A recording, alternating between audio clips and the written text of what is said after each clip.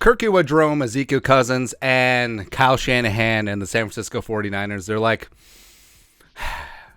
Cousins and the Niners are like two lovers that they know they should be together. They know they should be with each other, but they can't just because of circumstances. And time goes on, time passes by, and eventually they're too old, right? But maybe they do get together, but they're like 75 in NFL years, and now they're like, well, I guess we can't have sex anymore because we might break a hip.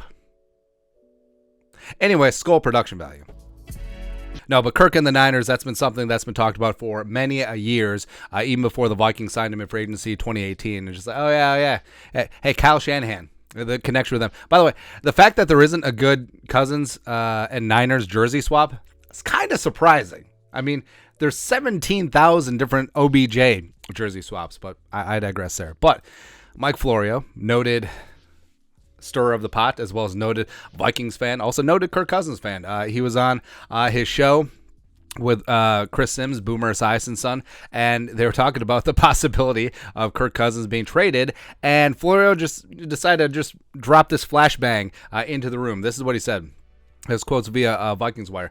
Apparently at the scouting combine, there was some chatter that there was noise among people with the broader league structure, not media, but people in the league, about Cousins being traded to the 49ers. That was a hot topic at one point in Indianapolis. And then Florio went on to talk about Trey Lance getting a new start.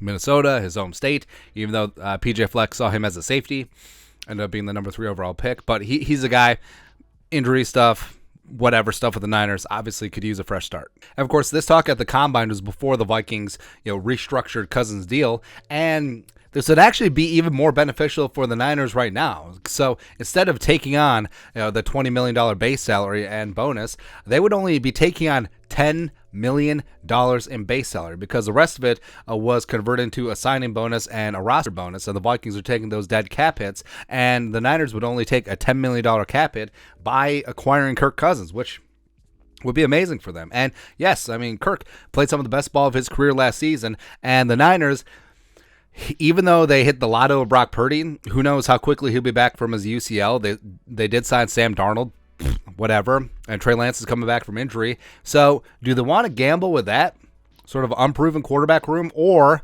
roll with the guy who is playing at the height of his powers? They know that if they put Kirk in this offense, they would be prohibitive NFC favorites right now. And would the Vikings do that? I don't know, because obviously the Vikings see themselves as competitors next year, but do they take a step back to jump forward?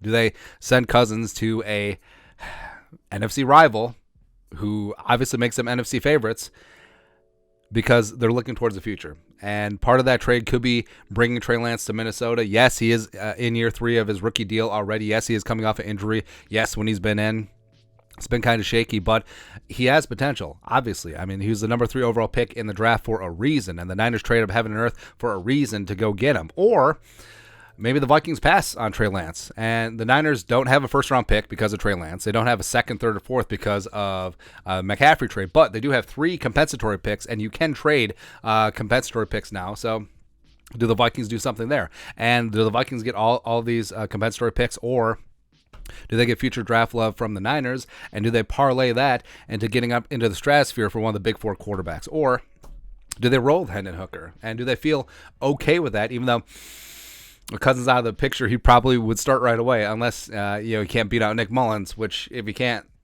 I know we got other issues there, but I don't know. Like I still think that it's far-fetched at this point, even though his contract would be a lot more amenable for the Niners, and it's something where the Vikings could even leverage out more draft compensation because they're taking on the bulk of the financial hits for the rest of Kirk Cousins' contract.